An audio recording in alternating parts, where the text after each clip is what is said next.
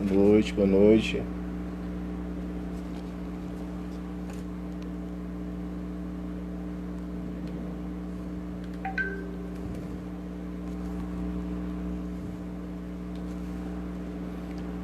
Fala, Juan. Tudo bom?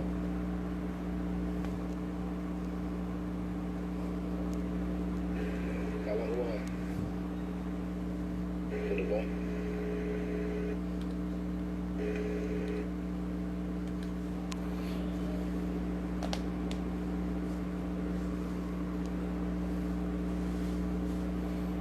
Fala, Diniz. Tudo bom, meu irmão? Alessandro, Rafa, Marquinhos. Quanto tempo, Marquinhos? Bruno. Espera nosso grande Wilmer entrar aí.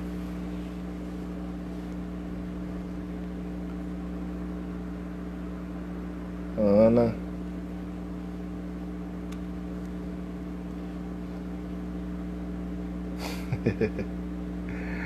Fala, Carlos.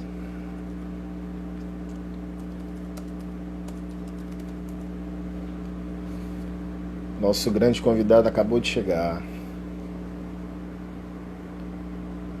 Vou fazer aqui o convite para ele.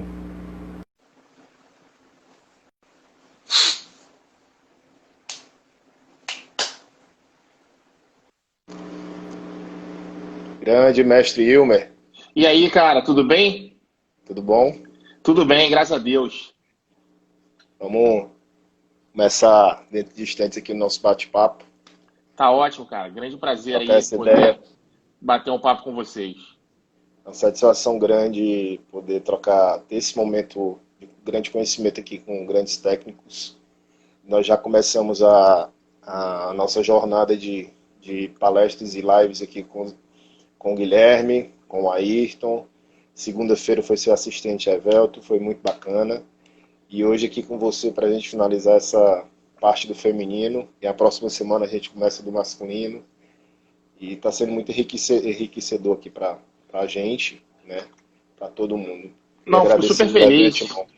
Fico super feliz aí, pô. Guilherme, meu assistente do Fluminense, grande cara. O Ayrton, já trabalhei com ele na seleção brasileira, fui assistente dele. E o Evelton também, outro que dispensa comentário. Tenho certeza que foram, eu não tive a oportunidade de ver, mas tenho certeza que foram três conversas super bacanas aí, que os três são super competentes. Sem dúvida. Nossa grande amigo aí, Reinaldo da Bahia, Salvador, presente aqui também. Vamos lá, grande Ilmer, a gente começar a trocar um papo, né? Na verdade, Aham. a gente tinha conversado e até mesmo para propor, tinha lhe proposto uma ideia de a grande Sonali também entrando aí agora nesse momento. Sonali, craque. Eu tinha proposto para você uma ideia de tema e você, não, vamos deixar uma coisa mais solta para se tornar um bate-papo legal e Aham. tal. Então Exatamente. nós vamos fazer exatamente da forma que a gente conversou, né? Fiz algumas anotações aqui, claro que eu tive ajuda, uma grande ajuda de um rapaz, um senhor chamado Caetano Rocha, não sei se você conhece. Não, Caetano é meu irmão, pô. E aí a gente teve também, antes de eu falar com você hoje, eu tive conversando com ele para alinhar algumas ideias e aí a gente acabou tocando no assunto da live e eu perguntei algumas coisas a ele, ele pediu para mim elencar aqui algumas. É, para quem está chegando agora, meu nome é Thiago, estou aqui fazendo uma série de lives aqui junto com a Federação de Voleibol do Estado do Ceará, na, na, no nome do presidente Ronald Rocha. Quero agradecer a todo mundo que esteve com a gente durante essas lives e que está com a gente nesse momento dia de hoje. Agradecer aqui ao grande Guilherme, agradecer ao grande Ayrton, agradecer aqui ao Evelton e hoje aqui já agradeci aqui, mas agradeço de novo nosso grande amigo aí, Ilmer, por essa oportunidade. Tá? Eu vou apresentar aqui rapidamente você, Ilmer, mas daqui a pouco eu vou deixar a palavra com você para você dar uma palavra para o pessoal, né? Tá bom. Carreira de técnico iniciou em 98, 99 na Hebraica, correto? Isso. 97, Dois, para ser mais preciso. pronto. Mas tudo 2001 foi bem. pro, 2001 foi pro Fluminense e não saiu mais. Isso, exatamente. É. Daí já foi campeão carioca do Mirim ao adulto. É, já. Deixa eu pegar aqui outra anotação. Técnico de seleções cariocas nos campeonatos brasileiros de seleções. Isso, 10 CBS, 8 finais, 4 isso, títulos. Tá vendo como eu estou isso. bem informado?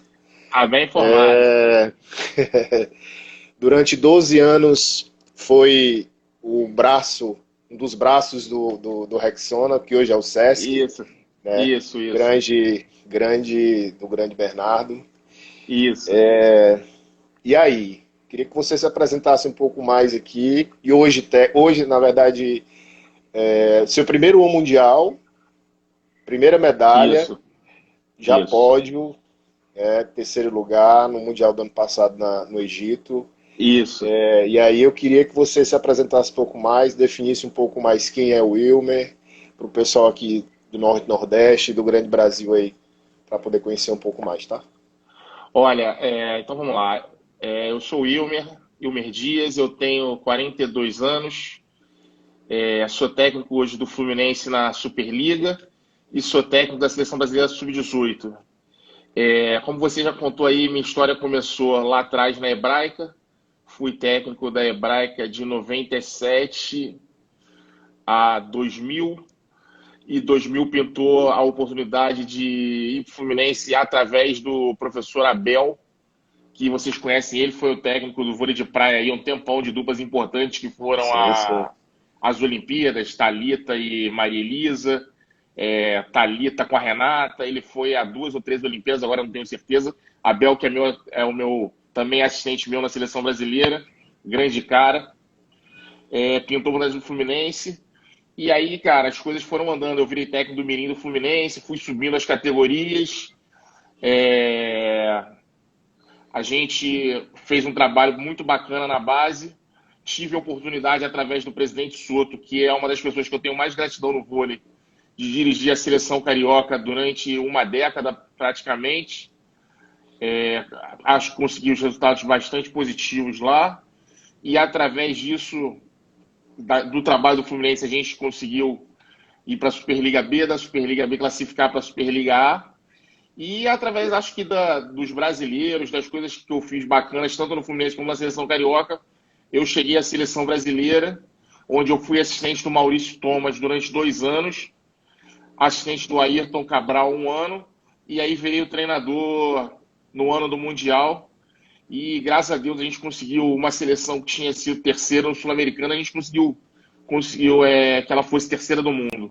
Então, esse sou um cara muito trabalhador, gosto muito de dar treino, gosto muito de estar envolvido, estudo bastante para os jogos adversários, eu vivo muito vôlei e acho que o grande segredo do vôlei, se a gente vai falar isso aí mais vezes, é a troca de ideia entre vários treinadores. Então, eu tive muitos aprendizados, a gente vai conversar sobre isso com certeza, e aí a gente Certeza. vai falando disso aí, tá bom? Mas esse sou eu. Cara, é muito bom conhecer um pouco mais aí de você, né, para quem não realmente não conhece. Eu tive a oportunidade de estar dando uma estudada, né, uma lida, na verdade, em alguns pontos que a gente vai tratar aqui, e tive também a oportunidade de assistir alguns jogos relacionados tanto do Fluminense como da seleção, alguns Aham. vídeos. E aí, eu quero já assim começar de nosso bate-papo aqui.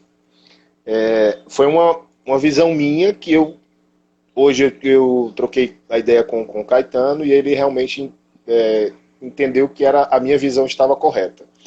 Aham. De jogos do Fluminense, de jogos da seleção brasileira que eu dei uma olhada, eu percebi que o Wilmer, ele é um técnico muito rápido.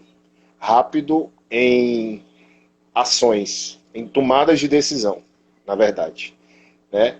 Então, eu pude perceber que você, em determinadas situações de jogo, você é daqueles que já sabe o momento exato de como utilizar e quem utilizar a troca assim, num feeling assim muito Aham, rápido, né? E aí aham. eu tive essa percepção, conversei com o Caetano disse, não, Thiago, é exatamente assim. Ele acho que pelo tempo que ele já está com a gente na seleção brasileira, até porque nós só temos 3 meses para nos preparar a nível de mundial. Ele é daqueles técnicos que não perde muito tempo com alguma coisa, quando ele já bate o olho, bateu o feeling é ali, então ele já trabalha naquilo para poder começar o bonde a andar, começar a dar certo. E aí eu queria que você, já de início, passasse para a gente assim, existe fórmula para ter esse feeling? Existe um momento ideal para que vocês, não, é desse jeito. Claro que a gente percebe com o tempo, né? Você que é treinador da base, já do mirim até o adulto, né? Então você já vem, claro, você vem trabalhando a longo prazo algumas jogadoras, isso, aquilo, outro. Mas aí eu quero perguntar a você, como é? Passa pra gente aí uma dica pra gente. Eu como profissional e como treinador também, às vezes eu tenho essa tomada de decisão muito difícil, né? Muito demorada, na verdade. Às vezes dá certo, às vezes não dá. Então eu queria que você passasse um pouco pra gente essa ideia aí que você Cara, tem. eu vou te falar assim, primeiro não existe receita de bolo. Cada grupo é um grupo, cada situação que você passa é uma situação diferente. Tudo você vai acumulando aprendizados ao longo da tua carreira. O conselho que eu daria aos treinadores mais novos, quem está começando, todos nós, inclusive Bernardinho, Zé Roberto, todos os treinadores, os mais experientes, vão errar. Só que eu acho que o mais importante de tudo é você aprender com aquele erro e o principal, você não repetir aquele erro. Eu já errei, já fiz substituições que não deram certo, armações que não deram certo, mas você não pode repetir isso aí 2 vezes. Eu acho que é a primeira coisa. A segunda coisa, que você está falando das mexidas no jogo e tal, eu vou falar algumas coisas. A primeira coisa, o que me dá muita segurança para fazer as trocas que eu faço, eu raramente não, eu nunca faço uma coisa que eu não ensaiei nos treinamentos. Se eu botar você no lugar do Caetano, eu treinei aquilo. Então, tende a dar mais certo Sim. do que se eu fizesse de orelhada. Então, é uma coisa que já está pré-definida para ser feita. E outra coisa, cara, graças a Deus, na minha carreira, eu tive grandes professores com uma sensibilidade. Como você falou, eu fiquei 12 anos lá no SESC. Eu tive, graças a Deus, dois professores, o Bernardo e o Hélio Griner, que é quem substitui quando o Bernardo não está, dois professores com uma sensibilidade do jogo absurdas. Do que se passa dentro de quadra, do que se passa com as jogadoras. Então, isso somou muito para mim. Então, são essas coisas assim que eu te diria da minha sensibilidade no jogo. Na seleção, o que você falou de bater o olho e tentar fazer é o seguinte: na seleção, primeiro, a gente veio de um sul-americano que não foi bom lá, que eu fui assistente do Ayrton, Foi e terceiro mesmo lugar, né? isso, foi terceiro, não foi bom. A gente classificou para o Mundial na Bacia das Almas. E aí, mesmo se eu não fosse o técnico, o Ayrton continuasse, a gente já tinha noção que a gente tinha que trocar mais da metade daquele grupo. Entendi. Então, houve uma observação maior de jogadores, a gente buscou um time mais alto, novos jogadores surgiram, e aí aconteceu o seguinte: a gente não tinha muito tempo, tinha que criar um grupo novo nesses 3 meses. Então não tinha tempo a perder. Então, cara, eu lembro o primeiro corte, quando acabou o primeiro bloco, cada bloco da seleção são 15 dias de treino. Aí a gente vai para casa, fica 3 dias em casa e volta para treinar. O que aconteceu na primeira leva de 22 jogadores, eu cortei logo 7. Fiquei com um grupo de 15, porque 22 pessoas, para você dar a atenção que você precisa naquele curto espaço de tempo, a gente não tinha como. Então eu Esse, cortei. deixa eu te fazer uma Claro. pergunta, até mesmo para o pessoal conhecer, ter esse conhecimento.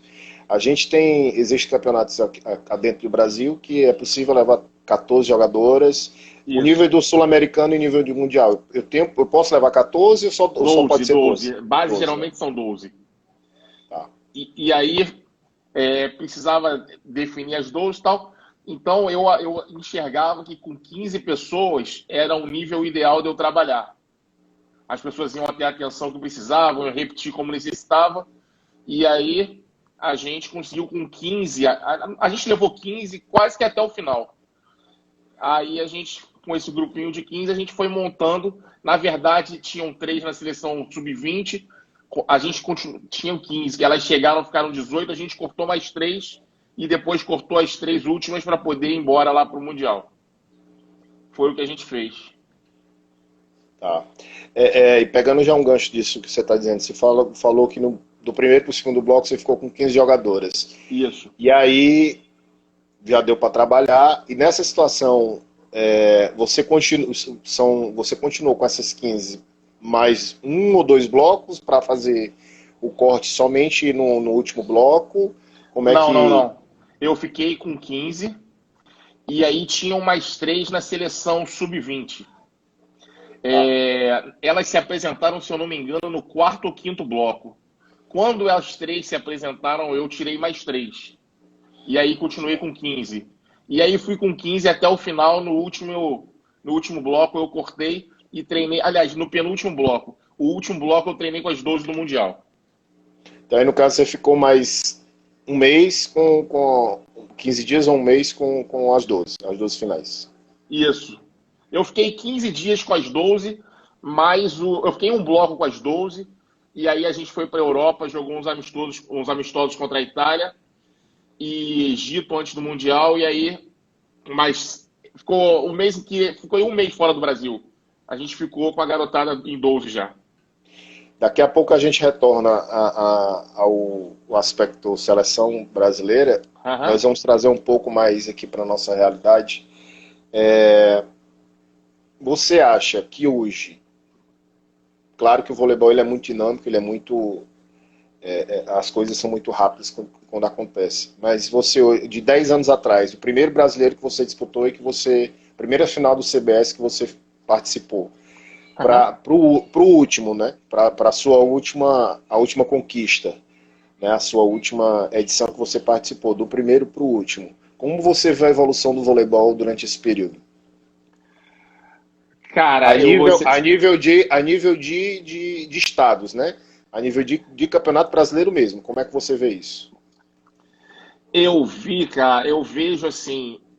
Eu acho que não mudou muito o nível técnico de quando eu comecei para agora.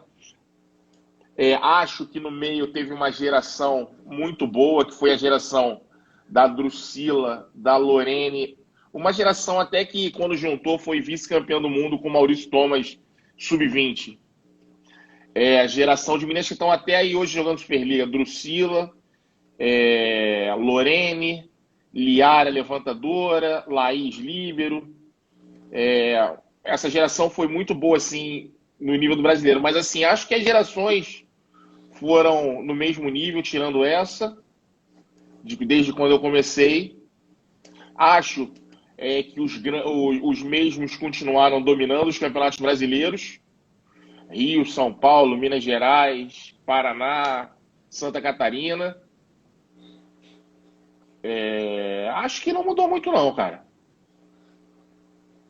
Quando você fala que, no início da sua fala, você falou que a questão não houve muita mudança. Você acha que os treinadores formadores do seu primeiro para o seu último, eles... A única coisa que eu até vou falar uma coisa aqui rapidinho, só desculpa te interromper. Não, tranquilo. Que eu achei que piorou o Campeonato Brasileiro, mas aí é uma regra, a ideia foi boa. Para as crianças jogarem mais, antigamente eram chaves e aí tinha cruzamento de mata-mata. Hoje parece que joga todo mundo contra todo mundo. Isso, e o campeão sai de quem ganha mais. Eu acho ruim porque eu gostava quando tinha mata-mata, que eu acho que a jogadora aprende a decidir, a jogadora aprende a jogar jogos decisivos. Quando tinha final, quando tinha semifinal, eu acho melhor para o atleta. Mas Entendi. a ideia também foi boa, foi válida, porque é jogar mais. Então, A questão que eu estava falando agora há pouco, a questão dos técnicos formadores, você acha que não houve uma certa evolução com relação ao trabalho durante esse período que você disputou um CBS? Tipo, houve, na verdade, uma estagnação para que você tivesse esse olhar de não evolução, de não muita evolução, na verdade?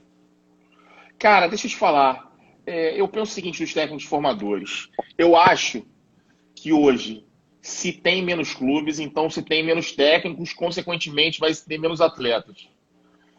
Acho que se paga muito mal. Hoje eu sou um privilegiado, porque eu posso viver de vôlei. Uhum. Mas eu sou um dos 12, eu vou ser sincero, um dos 12 sortudos que dirigem o time de Superliga. Lógico, chegamos lá por competência, como todos podem chegar, Claro, mas hoje somos 12 sortudos. Aí você pensa, quantos podem viver de vôlei no Brasil? Então, se não podem, não tem como o cara viver de vôlei, como é que você vai ter tantos técnicos abnegados, tantos querendo se entregar a essa causa? exato. O cara tem que dar aula no colégio, o cara tem que ter uma escolinha, o cara tem que sustentar a família dele, se sustentar.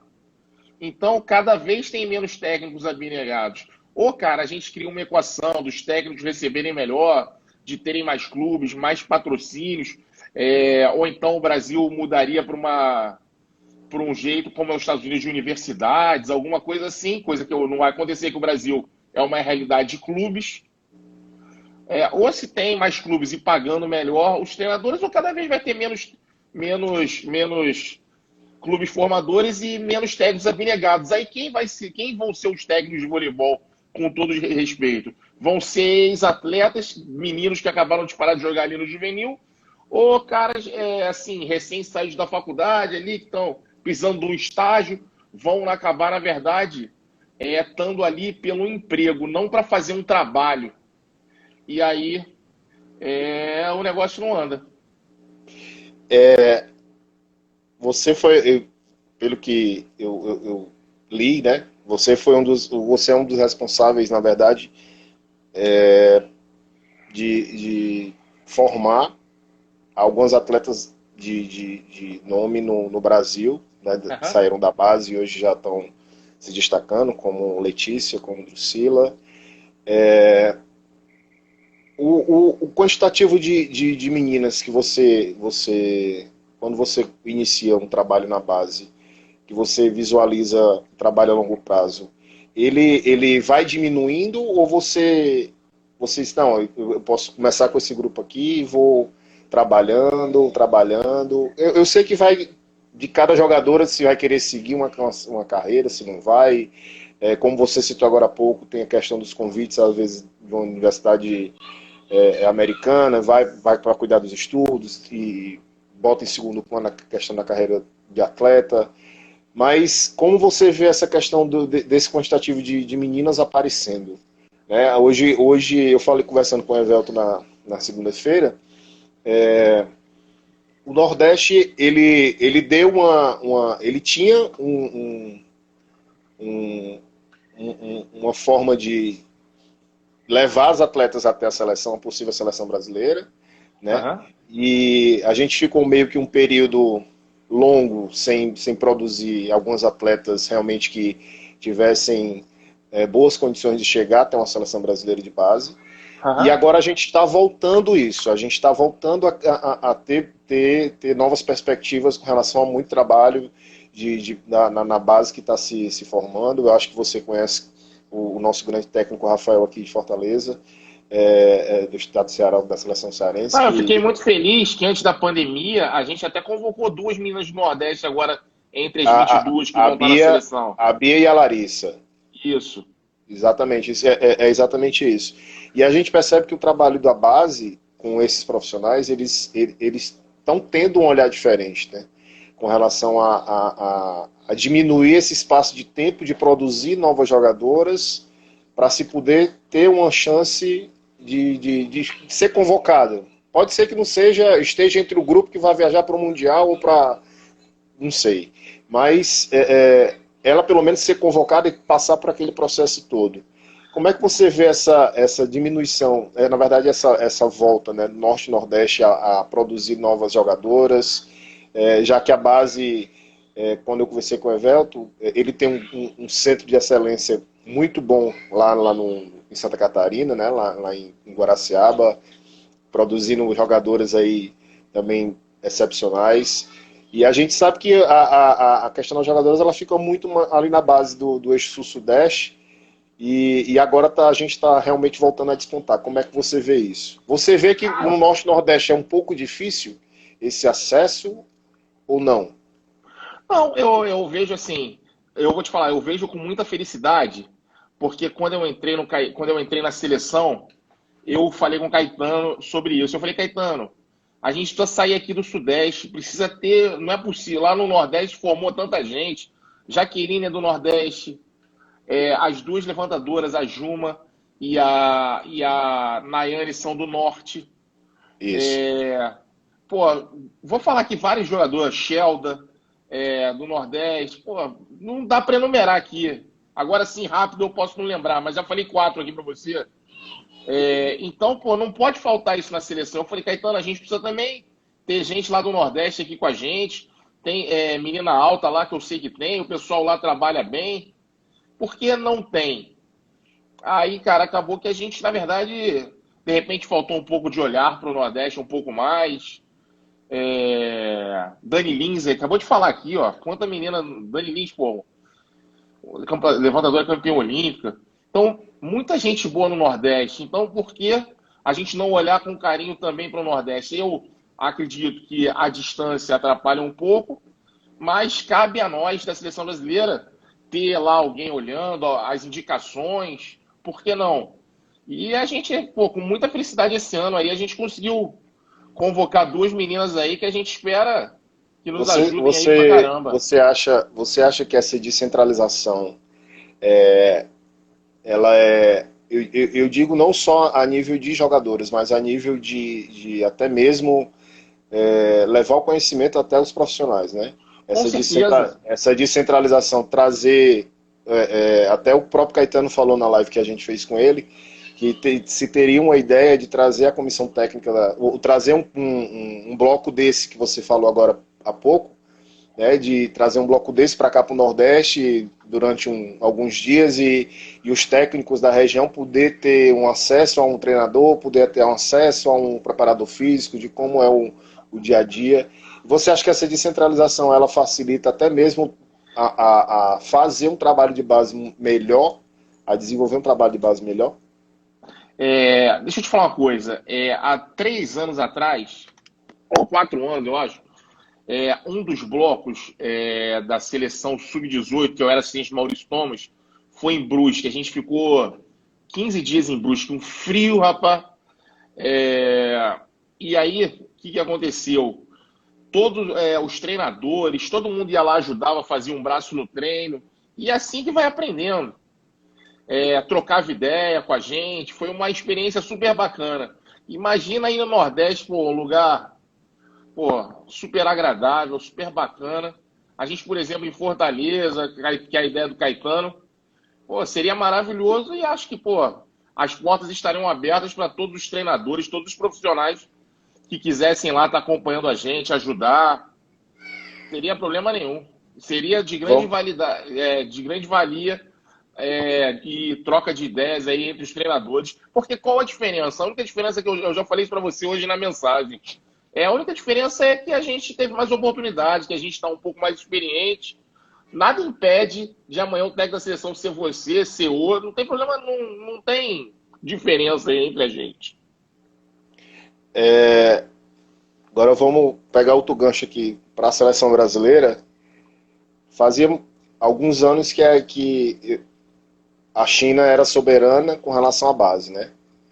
Com relação na verdade, eu noto que hoje a China e o Brasil eles estão num patamar ali de referências para o Itália voleibol também. feminino, né? Itália também é Itália, muito isso, forte. isso, Itália. No Mundial que você participou e você medalhou, Uhum. o que é que faltou naquele naquela semifinal ali para se chegar a uma final do Mundial? Ó, cara, vou ser muito sincero com você.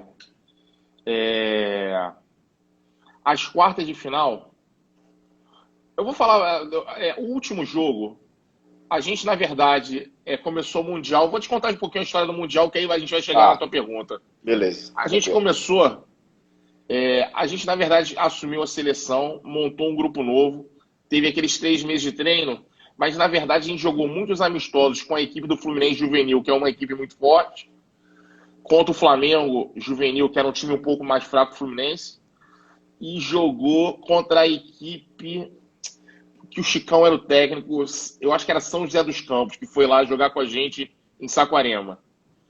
Então a gente não tinha muita noção que a gente ia enfrentar internacionalmente. Que a nossa seleção tinha ido muito mal no Sul-Americano, tal, como você já sabe, mas o time era um time novo. Uhum. E na verdade, mas a gente não tinha noção. Quando a gente chegou na Itália, para os 3 amistosos, eu fiquei com muita esperança para o Mundial. O primeiro dia, a gente perdeu da Itália de 5-0. Foi horrível. Horrível. As meninas nervosas e tal.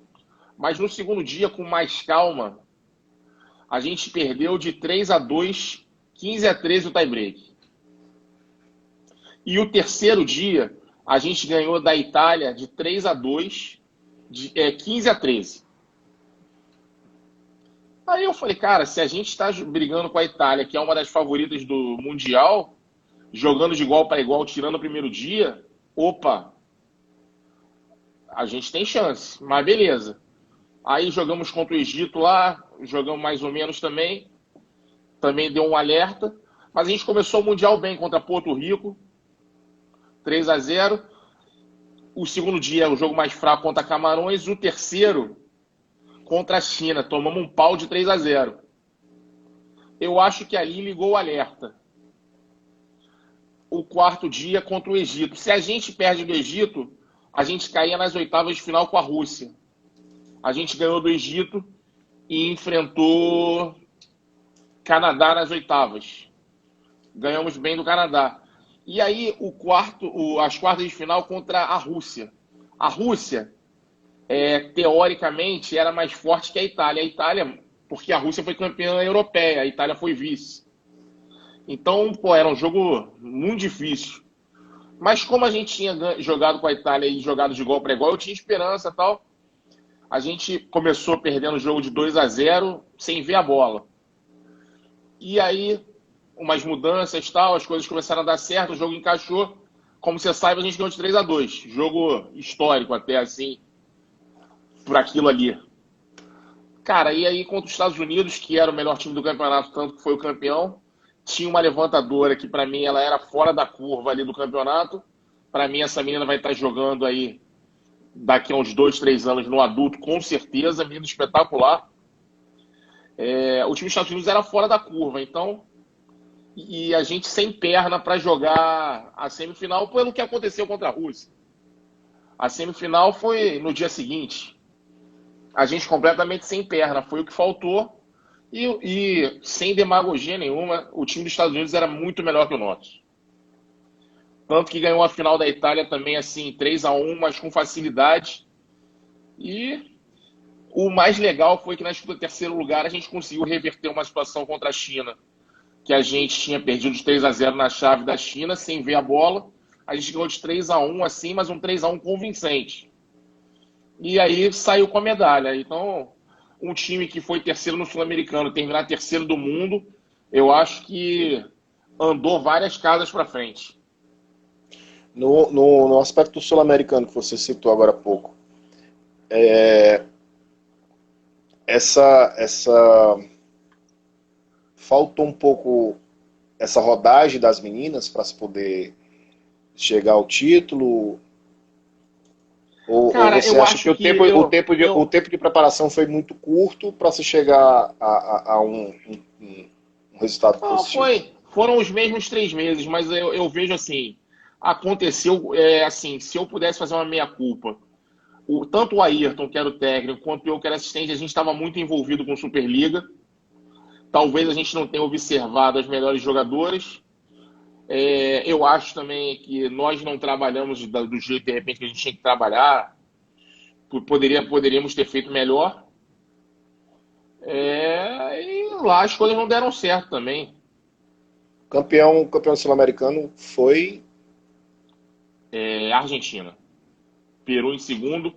Peru ganhou da gente num jogo de menos de uma hora. 3-0 rápido. Entrou aqui, ó, o grande mago da preparação física, Romeu Milagres. Romeu Esse Milagres, sabe isso. tudo. Isso, Esse com vale a pena vocês certeza. fazerem uma live com ele, que esse aí sabe tudo. Vamos agendar, viu, Romeu? Já Sabe fica tudo de ciente preparação aí. física, sabe tudo de preparação física e principalmente sabe como lidar com as meninas. É um ser humano fantástico. Eu vou até pegar um gancho agora, o que você acabou de falar, em ele saber lidar com atletas e etc.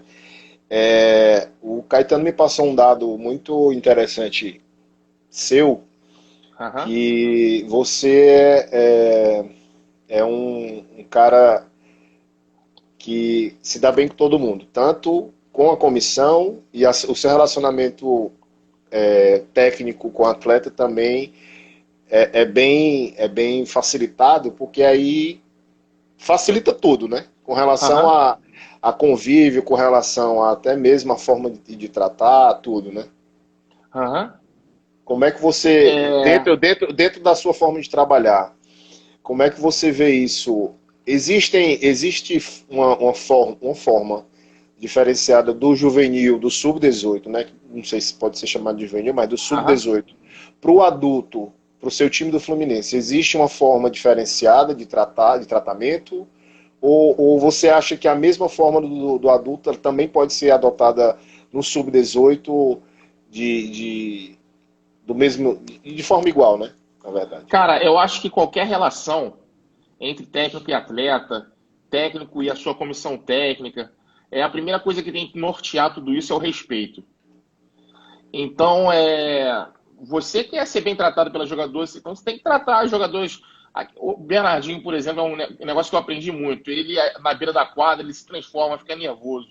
Mas fora dali, nos treinamentos, ele é um gentleman com as meninas. Então, a primeira coisa assim que norteia qualquer relação é o respeito. Então, é o que eu procuro adquirir das minhas atletas. E eu acho que respeito,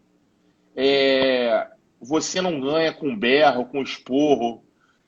Na hora que tem que punir, tem que punir. Na hora que tem que chamar atenção, tem que chamar atenção. Tem que ser veemente, às vezes, na hora de chamar atenção. Mas as atletas nunca podem duvidar o seguinte: elas podem questionar a atuação, mas nunca a tua intenção. Então, é, respeito é o que norteia tudo. Na hora de falar com os caras da comissão técnica. No primeiro dia, tem técnico aí, eu não vou citar nome, que gosta de. O pior tipo de relação qual é para mim, assim, é a relação de medo. Seria péssimo se as jogadoras tivessem medo de mim, se a comissão técnica tivesse, caraca, ela vem um cara que dá esporro, não. No primeiro dia eu falei pros caras, o Romeu tá aqui de testemunho, o Romeu sabe. Eu falei, eu não sou babá de marmanjo, cada um aqui sabe o que tem que fazer. Então, a partir dali, cara, quando tem um desajuste, a gente se reúne, tá sempre lá no quarto do Romeu, bate um papo todo mundo, Caetano sempre tá junto. Caetano é um cara que dá um toque num, dá um toque no outro. E assim a coisa vai andando, porque eu acho que respeito é a base de tudo. Eu vou buscar mais uma vez a sua parte histórica, né? Eu li uma reportagem que eu acho que foi para o Globo Esporte que você deu, Aham, ou foi para um site direcionado ao voleibol, e você contando um pouco da sua história, e você disse, você foi levantador, né? não, eu fui ponteiro. Ponteiro. E você diz, não fui aquele ponteiro bom, eu fui mediano, né? Aham, Pelo menos saiu assim escrito fui mediano, exatamente, foi na exatamente o que eu falei. reportagem. Hoje, pegando um gancho com relação à sua posição, a sua posição e ao que você falou com relação a ponteiros, você acha que no voleibol feminino, trazendo para a sua realidade, a posição de ponteiro hoje ela está muito difícil de se encontrar ponteiras boas, aquela ponteira passadora boa, ou a gente tem um vasto mercado de ponteiras que não passam tão bem, mas que dá para se virar nos 30? Cara, hoje o que acontece é o seguinte: todo mundo quer que a menina. Que é a jogadora que a gente quer? É a menina de 1,90 que saiba dar manchete e que dê na bola. Só que o que acontece? Quando a gente começa a jogar lá embaixo, quem sabe dar manchete? A baixinha. E aí, o o treinador que está começando ele precisa? Do resultado. E aí, quem tem que fazer a menina de 1,90 da manchete é a gente lá na seleção brasileira. Então, é uma equação que é difícil esse lance da ponteira, assim, de fazer. Mas também tem grandes jogadoras aí sendo formadas. Essa Ana Cristina aí, Aninha, cara, é um fenômeno aí do vôlei. Vai dar muita alegria aí para a seleção adulta, com certeza. A gente apostou na Stephanie, que é uma menina lá do Fluminense, que é um pouco era uma menina mais alta também, foi bem no Mundial. Então, é, tem jogadores surgindo. Nesse aspecto, o Wilmer, ele é. O Wilmer é treinador do Fluminense da base. Não o Aham. Wilmer é treinador de Fluminense adulto. O Wilmer, nesse aspecto, ele é mais tecnicista, ou aquela visão dele de jogo, ele continua unindo as duas, a parte tecnicista como a parte de visão de jogo. Cara, tem que os dois fazem parte. Na verdade, tem que equilibrar ali, tentar achar um time mais alto, mas também um time que saiba controlar bem a bola. Não, não tem aquilo que eu te falei no início, não tem receita do bolo. Nas nossas conversas com os nossos amigos, né, o Guilherme, o Ayrton e o Evelton, foi tocado no assunto. Eu fiz algumas perguntas aqui para pedir a alguns técnicos, na verdade, aqui do estado que trabalham com base, para a gente tentar nortear as nossas conversas. Aham. E numa das lives que a CBV promoveu, e eu tive o prazer de estar presente, que foi com o Zé Roberto, Eu tava também. ele citou o lance da parte técnica do braço, que não tem muito tempo para correção, tal, tal, tal, tal. E aí onde eu venho insistindo, na verdade, nessa mesma pergunta, na forma de trabalho, porque você acha que não existe receita do bolo, como você falou, mas você acha que padronizando algum tipo de situação, ela pode ser benéfica para que quando a atleta chegue a uma seleção brasileira, esse tempo de correção ou não exista ou possa ser de curta duração? Cara, eu vou te falar, quando eu fui técnico do Mirim do Fluminense, por exemplo. Isso, por exemplo, o Hélio Griner falou muito bem falado semana passada, numa live que a gente até fez junto. Quando você começa no Mirim, cara, o ideal que você não padronize nada. O ideal é que o atleta saiba levantar, saiba dar manchete, saiba atacar. Tem que fazer tudo. Eu acho que, na verdade, hoje, assim, pela busca dos resultados, o técnico precisa ganhar, se especializa muito cedo. E acaba que acontece um negócio que eu vejo muito no adulto. A atleta chega sem tocar bem na bola, chega sem saber botar o corpo atrás da bola para dar uma manchete, chega com gestos errados. Não estou falando que tenha, pelo amor de Deus, que tenha verdade absoluta, não. Sim, Mas, sim. pô, sobra uma bola. O que você espera de uma central no adulto? Sobra uma bola, a central tem que saber tocar bem na bola, tem que saber arrumar um levantamento. Sobra uma bola mais baixa, tem que saber entrar embaixo da bola para poder arrumar a bola de manchete. Isso aí que você espera. E você vê isso muito no adulto, que chega jogadora que não consegue fazer isso. Só uma bola para levantar, dar 2 toques no meio do jogo. Hum. Então, eu acho que isso é um pouco culpa da padronização que se usa aí. Ah, jogadora de mirim já é ponteira, a outra já é levantadora, aí não dá manchete, só vai dar toque. Então, eu acho que isso atrapalha a base. Olha aí, quem acabou de entrar, grande Evelto aí.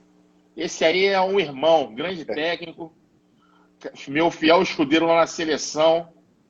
Pô, um cara, um amigo que eu fiz para a vida inteira, graças a Deus. Devo isso à seleção brasileira.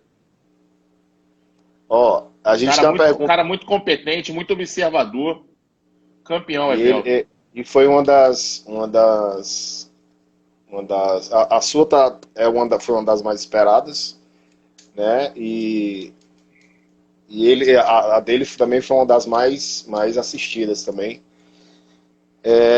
Eu tenho aqui uma pergunta do Luciano. Ele diz assim: Wilmer, você trabalha com o VBT, treinamento baseado na velocidade, ou usa a periodização, e o que você acha desse novo trabalho? Não, na verdade, assim, a gente trabalha periodizando para período a período ali, onde a gente quer chegar, pensando no crescimento do time, principalmente físico, para a gente poder ir seguindo a nossa linha de trabalho, poder ir acrescentando aos treinamentos. Conforme, por exemplo, a gente vai começando a temporada, o time vai melhorando fisicamente, a gente vai dando mais ênfase aí, parte técnica. Aí tem um pedido aí do Fabrício. Deveríamos ter o Wilmer no futebol do Fluminense. Que é isso, rapaz, o futebol do Fluminense tá bem assistido lá com o técnico, lá, o Daí. O Fabrício está Deixa. feliz, o Fred voltou pro Fluminense. Ah, então tá bom. Abraço, Fabrício. Deixa eu te fazer uma pergunta. Você acha a questão eu fiz essa pergunta, estou até procurando aqui, que eu fiz para o Evelton. Só um minutinho. O rapaz, o que une Luciano falou aqui que atleta de voleibol que não sabe executar os gestos técnicos não é atleta. Rapaz, vai se assustar muito no adulto, tem muito atleta que não sabe executar. Na verdade, a pergunta que eu ia fazer era justamente. Mas eu acho que você acabou respondendo, que era a questão do fundamento, né? O fundamento hoje, é como você falou, realmente, quando é no Mirim, tem que deixar o atleta conhecer tudo, né? Conhecer Olha, as posições, passar não fazer a questão da especialização logo de cara o 5-1, o 4-2, trabalha o 6-0 ali, trabalha que você tem que ter trabalhado, era justamente sobre isso que eu ia perguntar a você. eu quando comecei no voleibol, eu tive um professor, claro que você vai conhecer, formou Bernardinho, Fernandão, é, que, pô, no Bené não era só um técnico de voleibol, era um técnico de vida. Você já ouviu falar do Bené com certeza. Mas o Sim, Bené, sim. cara, quando eu comecei com ele lá, a gente fazia tudo, atacava, levantava, passava, dava manchete na parede 1 hora, toque na parede. Todos os atletas do Bené, a gente até brinca aqui no Rio, que tem a marca do Bené na popa, porque eram jogadores com os fundamentos, cara, assim, muito bons. Eu recebi uma pergunta agora há pouco que diz assim: a cearense que está convocada, Larissa, né, pela, pela, pelos dados que você tem dela, pelo que ela vem apresentando, que era para ter se apresentado à seleção brasileira antes da pandemia e houve todo esse processo, né? Se existe a chance real dela ser efetivada, né, entre as 12.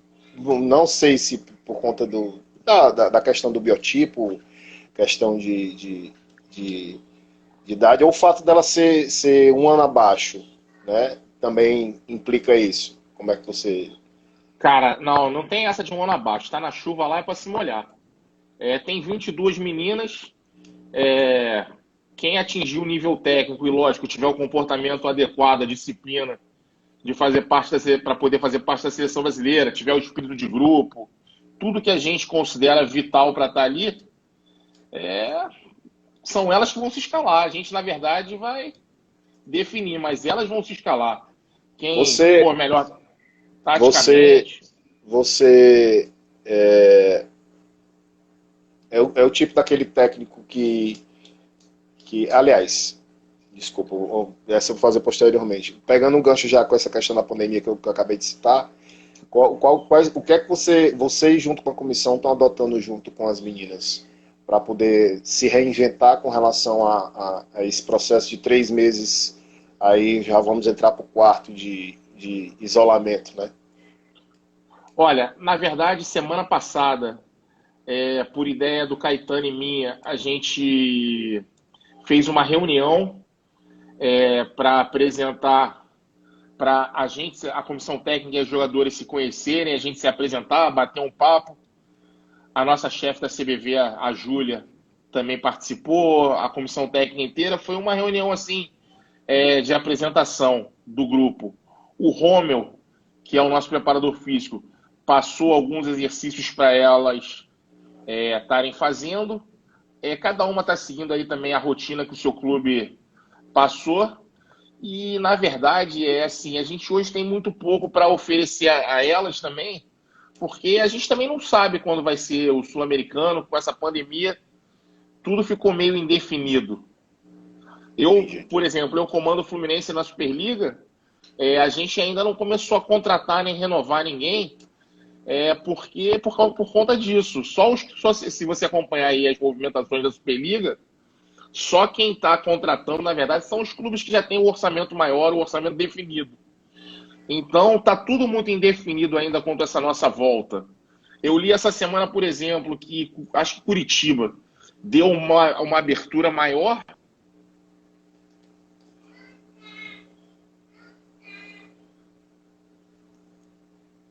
Deu. Voltou? Voltou. Desculpa que eu mexi aqui no fone. Cobertura, deu uma abertura um pouco maior e os casos da pandemia aumentaram. Então, eu não sei o que vai acontecer. Então, a gente tem que esperar. A pergunta do Fabrício aí, Ian, será que o Fluminense vai ter que se reinventar nas contratações? Cara, o Fluminense vai ter que ser muito criativo nas contratações, porque cada vez está sobrando menos jogadores para contratar e a grana, com certeza, vai ser menor, porque as empresas aí estão com dificuldade e ninguém está faturando. Tá tudo fechado, as pessoas não estão saindo de casa. Como é que um patrocinador vai meter grana pra caramba num projeto de voleibol?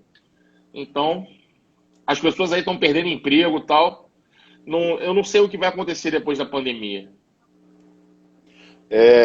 Eu li também uma reportagem onde você cita duas jogadoras ditas revelações da temporada passada, que é Tainara e Karina, né? Aham. Como é que você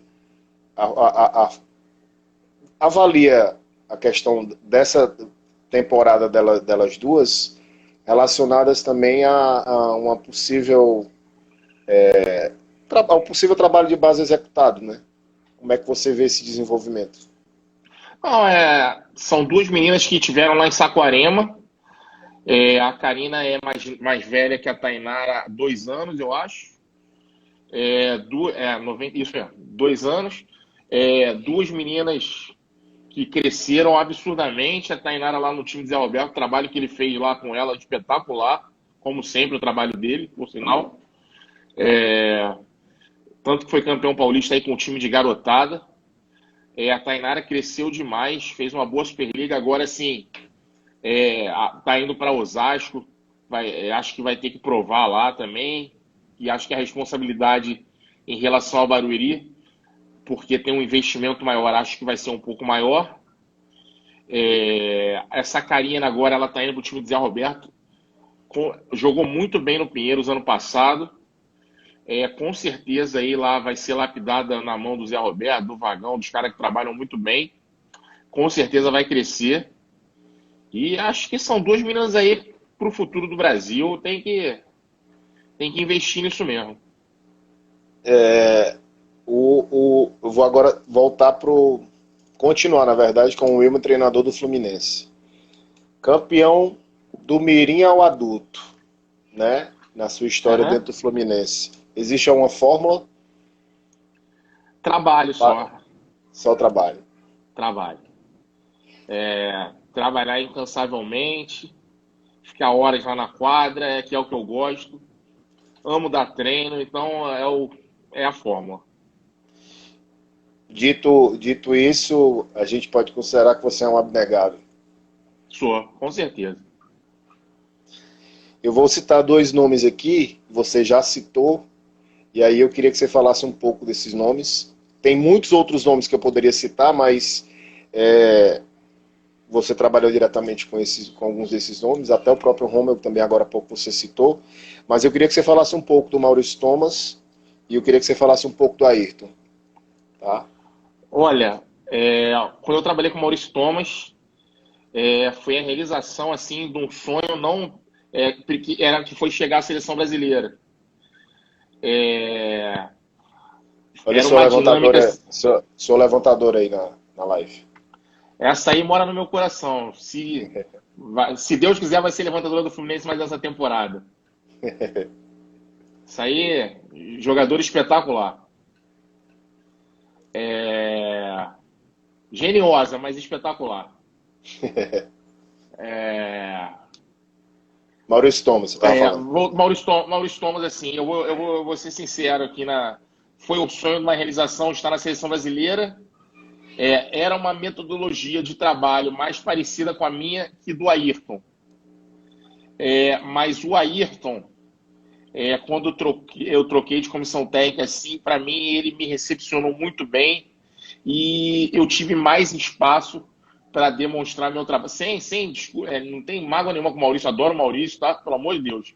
Mas tive mais espaço para demonstrar meu trabalho quando eu fui assistente do Ayrton. Apesar de ser uma metodologia diferente. Pessoa assim que eu tenho uma gratidão enorme, o Ayrton, vou ser grato a ele a vida inteira aí. Cara muito bacana de trabalhar, me ensinou coisas novas, me fez ver o vôlei de outro jeito também, algumas situações diferentes das que eu estava habituado. Então, assim, sou muito grato aos dois de ter tido a oportunidade de trabalhar com os dois. O Wilmer, quando recebeu a ligação para ser assistente técnico da seleção, conta pra gente aí um pouquinho como foi essa sua reação. Para ser assistente técnico, na primeira Isso, vez, isso. cara, quem me ligou foi o Renan. Quem me ligou foi o Renan. Primeira coisa, fiquei super feliz que o Renan era um ídolo do vôlei que eu sempre tive. Outro dia, até num negócio que fizeram uma enquete lá na CBV, quem foi o maior que você viu jogar brasileiro, eu botei o Renan.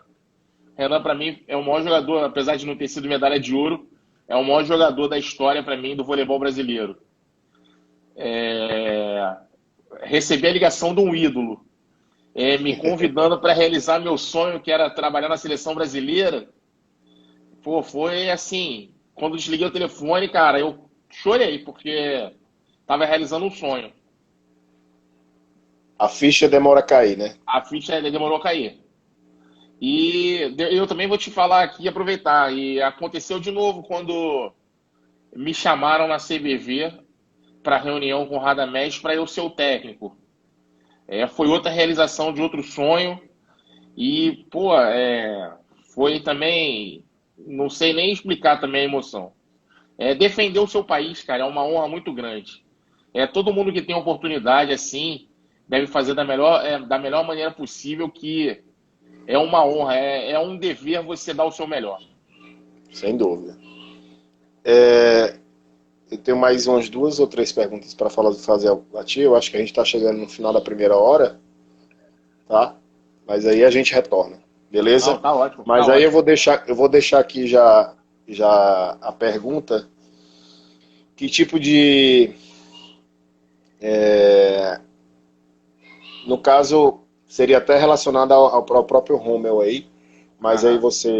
você pode também falar qual o impacto dessa paralisação na questão da preparação, não só física, mas de uma forma toda, né, no conjunto todo, Eu acho tá? que o principal disso tudo quando as atletas voltarem, a gente voltar na carga certa, porque ninguém está treinando e ninguém está fazendo parte física há muito tempo.